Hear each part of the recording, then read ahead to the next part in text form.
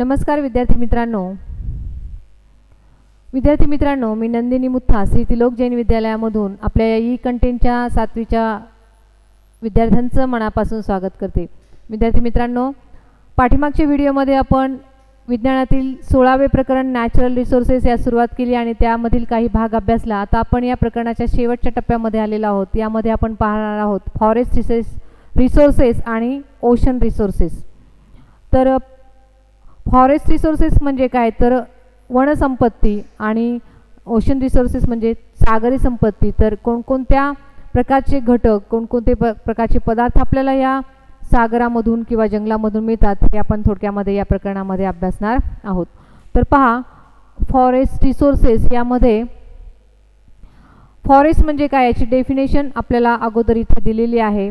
Extensive land area covered bye a variety of tree is called a forest. म्हणजे असा विस्तृत प्रदेश की ज्यामध्ये अनेक प्रकारचे वृक्ष झाडे आपल्याला आढळतात आणि अशा या विस्तृत प्रदेशाला जंगल असं म्हटलं जातं। पहा, in natural forest plants and animals are and microbes live in a balance state. आणि तुम्हाला माहिती आहे की जंगलामध्ये खूप प्रकारचे प्राणी, वनस्पती, सूक्ष्मजीव हे एकत्रितपणे राहत असतात, त्यांचा तिथे अधिवास असतो आणि हे घटक हे सगळे परस्परांशी एकमेकांवरती अवलंबून असतात। म्हणजे ही जी जैवविविधता आहे यांना संरक्षण ह्या जंगलापासून मिळत असतं। आणि तुम्हाला फूड चेन माहिती आहे की एक जो घटक आहे तो दुसऱ्या घटकांवरती अवलंबून असतो। पहा, जे शाकाहारी प्राणी असतात ते वनस्पती खाऊन जगतात आणि शाकाहारी प्राण्यावर जगणारे मांसाहारी प्राणी असतात। म्हणजेच ही जी फूड चेन आहे, अन्न साखळी आहे, आपल्याला ही या जंगलामध्ये पाहायला मिळते आणि त्यामधील एखादा जरी घटक विस्कळीत झाला तरी त्याचा परिणाम दुसऱ्या घटकांवरती होतो। म्हणजेच निसर्गाचा समतोल राखण्यासाठी ही जी जैवविविधता आहे, प्राणी आणि वनस्पती हे यांचा समतोल ह्या जंगलांमुळे काय होतो, राखला जातो। आता पुढचा घटक पहा, about 30% land area of the earth is covered by the forest. तुम्हाला माहिती आहे की एकूण 30% जमीन जी आहे, 30% भूभाग जो आहे तो जंगलाने व्यापलेला आहे। And forest have some productive and protective functions. आणि ही जंगलाची काही संरक्षणात्मक आणि काही उत्पादक कार्य आहेत। आता आपण त्यामध्ये पाहणार आहोत पहिली protective resources of the forest.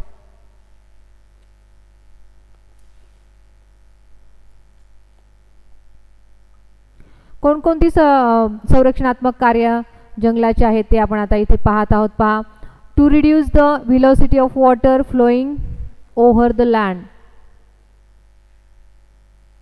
पहा, to reduce the velocity of water flowing over the land म्हणजे जमिनीवरून पाण्याचा जो वेग असतो, वाहण्याचा जो वेग असतो तो जंगलामुळे काय होत असतो, कमी होत असतो। तो कशा प्रकारे, पहा, ज्यावेळेस पाणी वाहत असतं, पाणी वाहत असताना त्यामध्ये त्याला काही अडथळा निर्माण झाला तर तो पाणी वाहण्याचा वेग काय होतो, कमी होतो। आणि जंगलामध्ये अनेक प्रकारची झाडं असतात, त्यामुळे त्या पाण्याच्या गतीला विरोध निर्माण झाल्यामुळे पाण्याचा वेग कमी करण्यासाठी जंगले महत्त्वाचे असतात। To prevent the soil erosion म्हणजे जमिनीची धूप होण्यासाठी जंगले आपल्याला मदत करतात, कारण झाडांची जी मुळं असतात त्या झाडांची मुळं जमिनीवरील जी माती असते त्या मातीला घट्ट धरून ठेवण्याचं काम करतात आणि त्यामुळे जमिनीची धूप काही प्रमाणामध्ये काय केली जाते, रोखली जाते। To help the percolation of water in to the ground म्हणजे जमिनीमध्ये पाणी मुरण्यासाठी आपल्याला या जंगलांची मदत होत असते।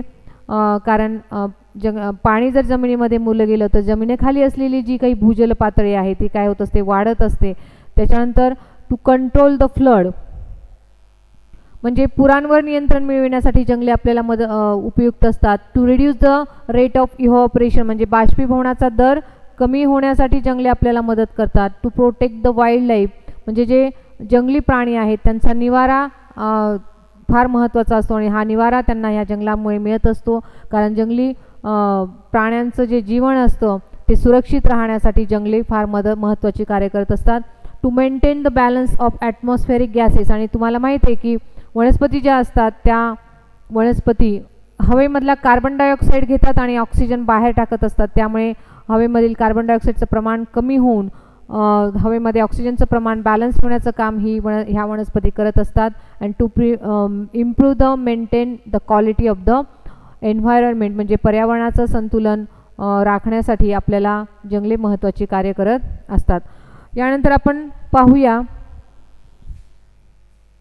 काही संरक्षणात्मक कार्य. पहा, productive resources of the forest. पहा, प्रोडक्टिव्ह म्हणजे कोणती उत्पादक कार्य जंगलाचे आहे. तर जंगलापासून आपल्याला अनेक प्रकारच्या वनस्पती मिळतात. त्या वनस्पतीमध्ये औषधी वनस्पती असतात. तर त्या कोणकोणत्या असतात, तर अडुळसा ही वनस्पती जी असते ती पहा कफ अँड कोल्डसाठी, म्हणजे सर्दी आणि खोकल्यावरती ती उपयोगामध्ये येते. म्हणजे या सर्दी आणि खोकला या प्रकारचं औषध तयार करण्यासाठी आपल्याला या अडुळसा या वनस्पतीचा उपयोग होतो. त्याच्यानंतर बेल ही जी वनस्पती आहे त्या वनस्पतीचा डायरिया म्हणजे अतिसार या रोगावरती औषध निर्मितीसाठी आपल्याला बेल या वनस्पतीचा वापर होतो. कडुलिंब ही जी वनस्पती आहे त्या वनस्पतीचा वापर फिवर अँड कोल्ड म्हणजे ताप आणि खोकला यासारखे औषधं तयार करण्यासाठी या वनस्पतीचा वापर केला जातो. त्यानंतर पेरिविंकल म्हणजे सदाफुली ही जी वनस्पती आहे त्याचा कॅन्सरसाठी उपयोग केला जातो. त्याच्यानंतर सिनमोन म्हणजे दालचिनी ही जी वनस्पती आहे त्याचा उपयोग पहा डायरिया अँड नॉसिया म्हणजे अतिसार आणि मळमळ या रोगावरती ती औषधी वनस्पती काय केली जाते, उपयोगामध्ये आणली जाते. आणि सिंकोना या वनस्पतीचा वापर मलेरिया यासारख्या आजारावरती होतो. याशिवाय ही अश्वगंधा, शतावरी या प्रकारच्या काही वनस्पती आहेत की ज्या औषधामध्ये त्याचा वापर केला जातो. म्हणजे आपल्या शरीराला ऊर्जा मिळविण्यासाठी किंवा आपल्याला तरतरी मिळविण्यासाठी यासारख्या वनस्पतींचा औषधामध्ये उपयोग केला जातो. आता आपण जंगलाची काही प्रोडक्टिव्ह रिसोर्सेस पाहत आहोत, म्हणजे उत्पादक कार्य पाहत आहोत. त्यामध्ये पहा, जंगलापासून आपल्याला लाकूड मिळतं. लाकडाचा उपयोग आपल्याला अनेक ठिकाणी होतो. पहा, शेतीची जी अवजारे असतील ते लाकडापासून बनवलेले असतात. घरामधील जे काही फर्निचर असतं ते फर्निचर लाकडापासून तयार केलं जातं. त्याचप्रमाणे लाकडाचा उपयोग जळण म्हणजे सरपण म्हणून एक उपयोग केला जातो. तर अशा प्रकारे लाकूड आपल्याला जंगलापासून मोठ्या प्रमाणामध्ये मिळतं आणि त्याचे कोणकोणते उपयोग आहेत ते आपण आता पाहणार आहोत. We get strong and durable wood. पहा, we get strong and durable wood as also firewood म्हणजे जळणासाठी वापरलं जाणारं लाकूड from trees like teak, mahogany म्हणजे साग आणि शिसम यासारख्या वनस्पती. त्याचप्रमाणे neem, acacia and subabul. Neem, acacia, subabul, साग आणि शिसम यासारख्या वनस्पतींचा आपल्याला एकतर ड्युरेबल आणि टिकाऊ असल्यामुळे फर्निचर वस्तू वेगवेगळ्या प्रकारच्या वस्तू बनविण्यासाठी आपल्याला उपयोग होतो. त्याचप्रमाणे wood is also use for making furniture, farming implements and various other articles as well as in construction work. वेगवेगळ्या प्रकारच्या वस्तू बनविण्यासाठी त्याचप्रमाणे कन्स्ट्रक्शन वर्क म्हणजे बांधकाम उद्योगामध्ये आपल्याला लाकडाचा वेगवेगळ्या प्रकारे उपयोग होत असतो. तर अशा प्रकारे जंगलामधून आपल्याला लाकूड मिळतं आणि त्या लाकडाचा आपल्याला वेगवेगळ्या ठिकाणी कशा पद्धतीने उपयोग होतो हे आपण आता पाहिलं. आता पुढे पहा, forest wealth include fibres, papers, rubbers, gums and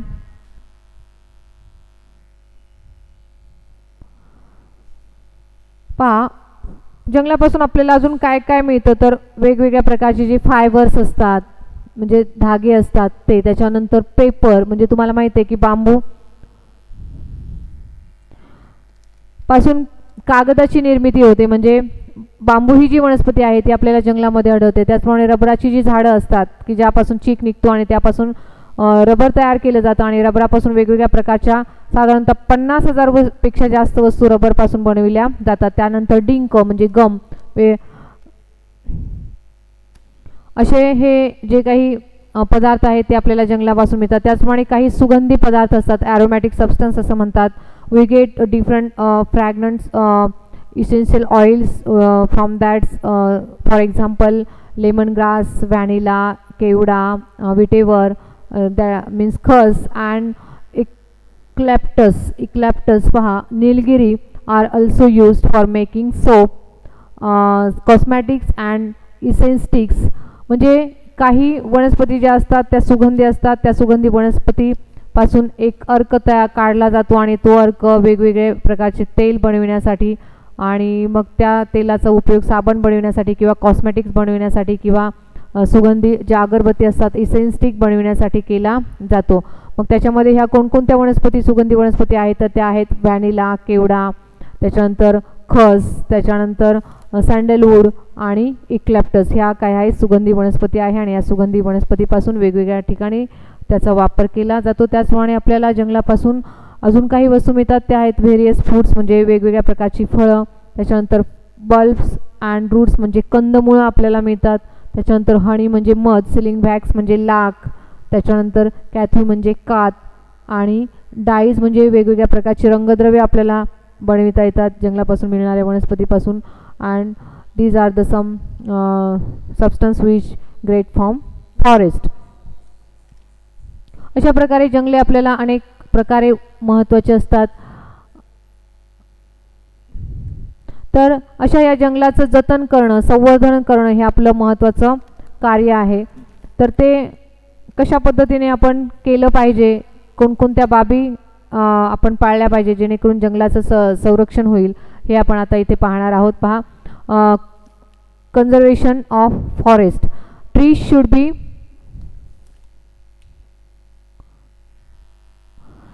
should not be felled and young trees should be taken care. म्हणजे आपण एक तर झाडं तोडली नाही पाहिजे आणि जी तरुण झाडे आहेत म्हणजे जी झाडं छोटी आहेत त्यांची आपण काळजी घेतली पाहिजे, त्यांना पाणी घातलं पाहिजे, त्यांना संरक्षण दिलं पाहिजे जेणेकरून ती मोठी होतील. म्हणजे trees should be taken care and trees should not be field,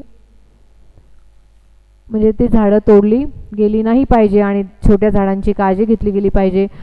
second point आहे more new tree should be cultivated than cut. म्हणजे आपण जी एवढी झाडं तोडली आहेत त्यापेक्षा आपण काही अधिक झाडं काय केली पाहिजे, लावली पाहिजे, त्यापेक्षा अधिक झाडं लावली पाहिजे. Forest regulation and laws should be observe very strictly. तर अशा प्रकारे जंगलाच्या संदर्भामध्ये जे काही निर्बंध घातलेले आहेत, जे काही कायदे केलेले आहेत ते आपण कडक कायदे, त्याचं पालन, नियमांचं पालन, कायद्यांचं पालन अगदी काटेकोरपणे केलं पाहिजे आणि तरच आपण जंगलाचं संवर्धन करू शकू. कारण जंगले आपल्याला अतिशय महत्त्वाचे आहेत. वन्य जीव त्याच्यामध्ये राहतात, निसर्गातील साखळी त्यामुळे मेंटेन होते आणि अशा प्रकारे जंगलाचं संवर्धन करणं, जतन करणं यासाठी काही बाबी आपण काय केल्या पाहिजे, स्ट्रिक्टली फॉलो केल्या पाहिजेत. आता पहा ओशन रिसोर्सेस, पुढचा जो घटक आहे तो आहे सागर संपत्ती. तर सागर संपत्ती म्हणजे काय, तर सागरापासून आपल्याला वेगवेगळ्या सागर असतील, महासागर असेल, यापासून आपल्याला वेगवेगळ्या प्रकारचे घटक मिळतात. मग त्यामध्ये प्राणी असतील, वनस्पती असतील किंवा खनिज संपत्ती असेल आणि ह्या सर्व संपत्तीचा समावेश ओशन रिसोर्सेसमध्ये होतो. तर पाहूया आपण ओशन रिसोर्सेसमध्ये कोणकोणते घटक येतात. ओशन वेल्थ म्हटलेलं आहे, म्हणजे वेल्थ म्हणजे संपत्ती.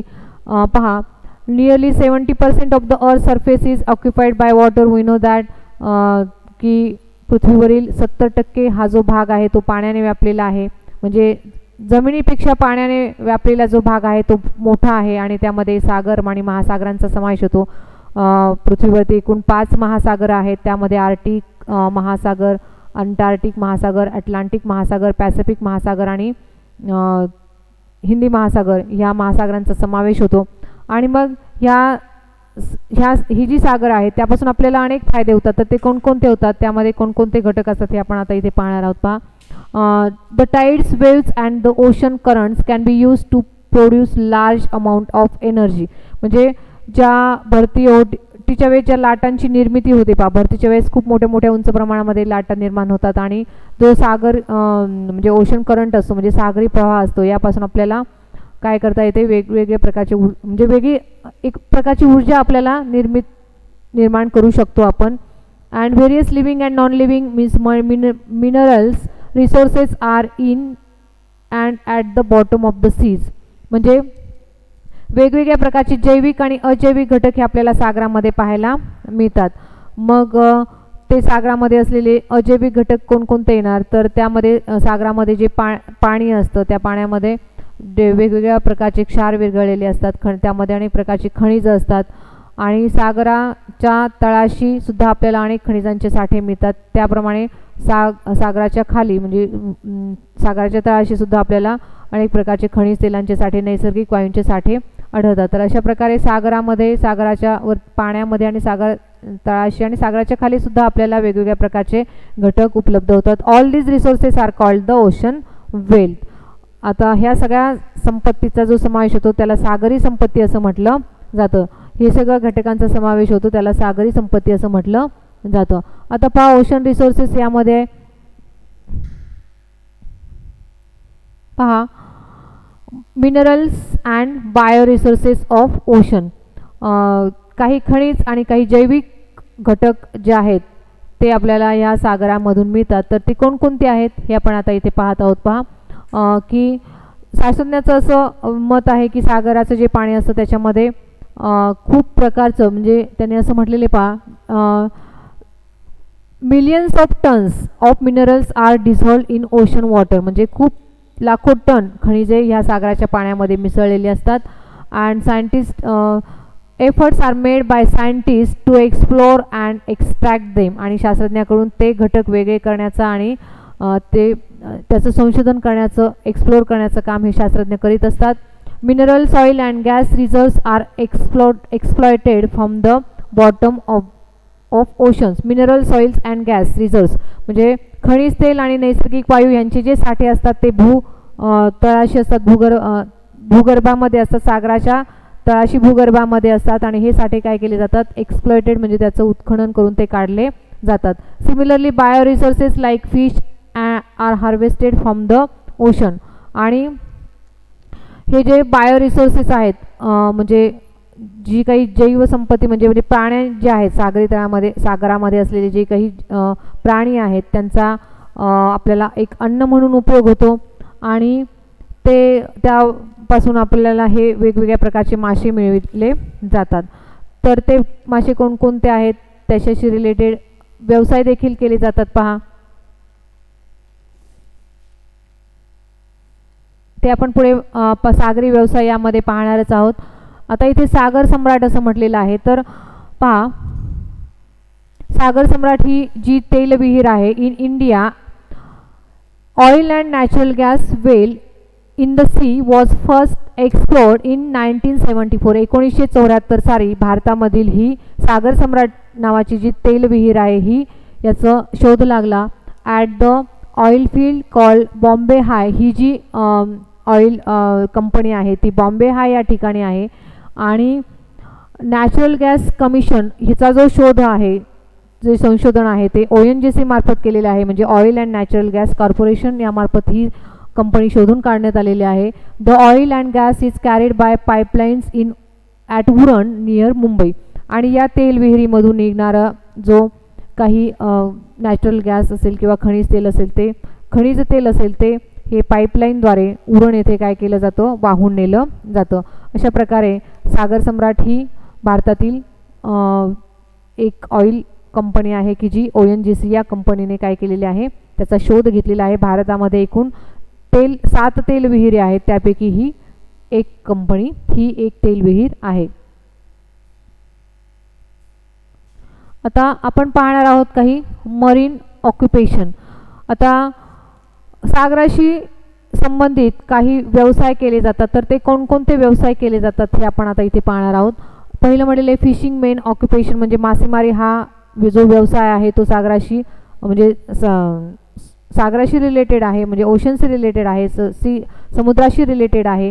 तुम्हाला माहिती आहे की वेगवेगळ्या प्रकारचे मासे समुद्रामध्ये, महासागरामध्ये असतात आणि त्या माशांचा एक अन्न म्हणून उपयोग केला जातो. आणि त्या माशांपासून वेगवेगळ्या प्रकारचे जे विटॅमिन्स असतात, प्रोटीन्स असतात किंवा म्हणजे वेगवेगळ्या प्रकारची जीवनसत्व आपल्याला मिळतात. त्यापासून तेल काढलं जातं. ते तेल हाडांना बळकटी देण्यासाठी उपयुक्त असतं. तर अशा प्रकारे ही जी वेगवेगळ्या प्रकारचे जे मासे असतात ते आपल्याला समुद्रामधून मिळतात. त्याच्यानंतर salt farming a big industry म्हणजे मिठाची शेती ही सागराशी रिलेटेड आहे. मिठाची शेती केली जाते. मिठागरे असतात सागराच्या तळाशी, सागराच्या बाजूला मिठागरे तयार केलेली असतात आणि ह्या मिठागरापासून मीठ मिळवलं जातं. त्यामुळे salt farming a big industry हा जो व्यवसाय आहे तो मरीन ऑक्युपेशनशी रिलेटेड आहे. त्याच्यानंतर transport business, cheapest transport of bulk goods म्हणजे मोठमोठी म्हणजे जी माल वाहतुकीसाठी जी वहन व्यवस्था असते ती सागरी म्हणजे सागरी व्यवसायामध्ये जलवाहतूक जी आहे ती एक सर्व स्वस्त दरामध्ये मिळणारी वाहतूक आहे की जेणेकरून आपल्याला चिपेस्ट म्हटलेले पहा इथे चिपेस्ट ट्रान्सपोर्ट सिस्टीम. अँड तुम्हाला माहीत आहे की ह्या वाहतुकीमुळे कुठल्याही प्रकारचं जलप्रदूषण होत नाही किंवा कमी प्रमाणामध्ये होतं. त्याच्यानंतर सी टुरिझम म्हणजे सागरी पर्यटक मीन्स ऑफ फायनान्शियल इन्कम. तर तुम्हाला माहीत आहे की सागरी म्हणजे सागरी पर्यटन हा एक मुख्य व्यवसाय आहे कारण की सागरावरती देशातील विदेशातील जे लोक असतात ते सागर तळाशी फिरायला येतात आणि त्यामुळे त्या सागराच्या आजूबाजूला राहणारे जे स्थानिक लोक असतात त्यांना तिथे एक चांगला व्यवसाय त्यांना मिळतो. आणि त्याचप्रमाणे देशाचं जे आर्थिक चलन आहे ते आर्थिक चलन फिरण्यास या व्यवसायामुळे मदत होते. म्हणजे देशाच्या आर्थिक वाढीमध्ये हे जे सी टुरिझम आहे त्याचं मेन फायनान्शियल इन्कम मिळत असतं. त्यानंतर मॅन्युफॅक्चरिंग डेकोरेटिव्ह आर्टिकल्स म्हणजे सागरापासून आपल्याला वेगवेगळ्या प्रकारची शंख शिंपले मिळतात. त्या शिंपल्यांचा वापर औषध निर्मितीमध्ये किंवा डेकोरेटिव्ह आर्टिकल्स म्हणजे जी शोभेच्या वस्तू असतात त्या वस्तू तयार करण्यासाठी चा वापर केला जातो. शिवाय इथे म्हटलेले पहा ऑर्नामेंट्स म्हणजे दागिने जे असतात त्या दागिन्यामध्ये सागरामधून आपल्याला मोती किंवा पोळा यासारखे रत्न मिळतात आणि त्याचा वापर दागिन्यामध्ये केला जातो. तर अशा प्रकारे हे जे व्यवसाय आहेत ते सगळे सागराशी रिलेटेड आहे आणि हे व्यवसाय ज्या ठिकाणी समुद्र असतात त्या ठिकाणी हे व्यवसाय केले जातात. आता natural resources are the important conservations of the resources. Natural resources are important from meeting our needs. आता हे जे सागरी व्यवसाय आहेत ते आपल्याला अतिशय महत्त्वाचे आहेत कारण आपल्या दैनंदिन गरजा ज्या आहेत त्या भागविण्यासाठी आपल्याला या साधनांचा फार वापर होत असतो आणि ह्या सागरी संपत्तीचं जतन करणं किंवा त्याचं संवर्धन करणं हे आपलं काय आहे कर्तव्य आहेत. कारण पहा दीज रिसोर्सेस आर लिमिटेड. ही साठे कशी आहेत मर्यादित आहेत. ते संपून जाण्याची शक्यता आहे म्हणजे आपल्यासमोर ऊर्जा संकट निर्माण होऊ शकतं किंवा जर त्याचा आपण बेसुमारपणे अतिवापर करत गेलो तर.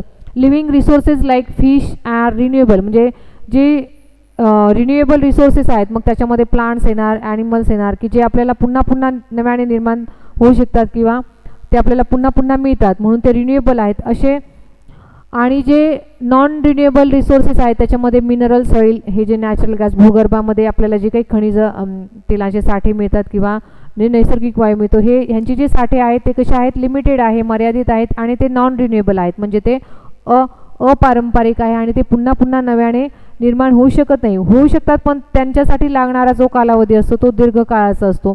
त्यामुळे आपण काय केलं जायचे there is a danger that excessive use of both resources. आणि त्यामुळे आपण जर या साठ्यांचा वापर अति प्रमाणामध्ये केला तर will lead to early depletion. ते संपून जाण्याचा धोका आहे. therefore we must control use of mineral resources and conserve living resources to maintain balance of nature. त्यामुळे ही जी खनिज संपत्ती आहे जैव संपत्ती आहे त्याचं कन्झर्वेशन करणं म्हणजे त्याचं जतन करणं आणि त्याचं संवर्धन करणं हे आपलं कर्तव्य नाही तर एक आपली जबाबदारी नाही तर ते आपलं एक कर्तव्य आहे. कारण निसर्गाचा समतोल राखण्यासाठी हे आपल्याला अतिशय महत्त्वाचं आहे. आपल्या दैनंदिन गरजा भागविण्यासाठी उद्योगधंद्यासाठी वाहतुकीसाठी हे लागणारी जी काही साधनं असतात ती आपल्याला सगळ्या ह्या नॅचरल रिसोर्सेसपासून मिळत असतात. त्यामुळे आपल्या जीवनामध्ये त्यांचं अनन्य असं महत्त्व आहे आणि हे वाढती लोकसंख्या वाढत्या गरजा विचारामध्ये घेतात हे साठे संपून जाण्याची शक्यता आहे. यामुळे त्याला काही पर्यायी साधनं म्हणजे पर्यायी इंधनं जसं की लाकूडच्या जी द्रवरूप इंधने आहेत, जिथे आपण रॉकेल, पेट्रोल, केरोसिन यासारख्या द्रवरूप इंधनाचा वापर करतो, तिथे आपण इथेनॉल, मिथेनॉल किंवा वूड अल्कोहोल किंवा ग्रीन अल्कोहोल यासारखी काही पर्यायी इंधने वापरून आपण ह्या जी नैसर्गिक साठे आहेत त्याचा आपण काही प्रमाणामध्ये, कमी प्रमाणात वापर केला आणि पर्यायी इंधनं जर आपण वापरली तर याचा आपण काय करू शकतो, जतन आणि संवर्धन करू शकतो. तर हे आपलं एक काय आहे, कर्तव्य आहे. तर अशा प्रकारे या प्रकरणामध्ये आपण निसर्गामधून मिळणाऱ्या विविध साधन संपत्तीचा अभ्यास केला. त्याचप्रमाणे म्हणजे सागराशी रिलेटेड असलेले व्यवसाय, सागर संपत्ती याचा आपण अभ्यास केला. तर आपण आता इथेच थांबूया. या प्रकरणाखाली दिलेला जो काही स्वाध्याय आहे तो तुम्ही तुमच्या वहीमध्ये सोडवायचा आहे आणि आपण काय करणार आहोत, आता भेटूया पुढील व्हिडिओमध्ये. एक नवीन प्रकरण घेऊन आपण आता भेटणार आहोत पुढील व्हिडिओमध्ये. तर आता आपण इथे काय करूया, थांबूया.